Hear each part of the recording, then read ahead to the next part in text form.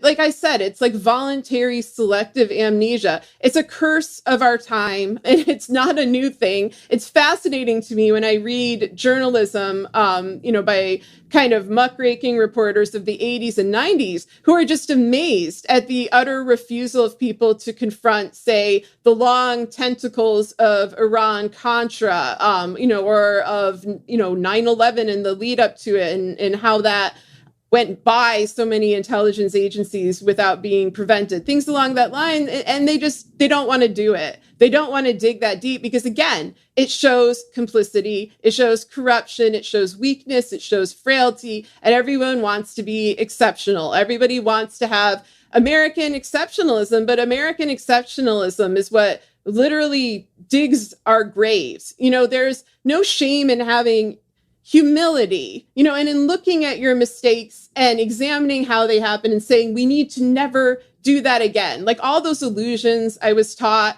as a kid listening to boomer pundits prattle on about how we've learned from Vietnam and we've learned from Watergate. We need to actually make that true, because all we've seen is this, celebrity apprentice of rotating felons being put into one administration after another, making the same mistakes over and over again, to the detriment of everyone, to the detriment of Americans, to the detriment of Afghans, to the detriment of ordinary Russians who live under Putin, ordinary people in any country that is struggling with corruption and repression, which at this point is nearly every country in the world. I guess, New Zealand gets a pass or something. Like, we are all in that sinking ship together, as I said, and the way out, I think, is through an honest and transparent, not narrative, because that sounds so contrived, presentation of evidence about how we got to this place so that we can never make those mistakes again.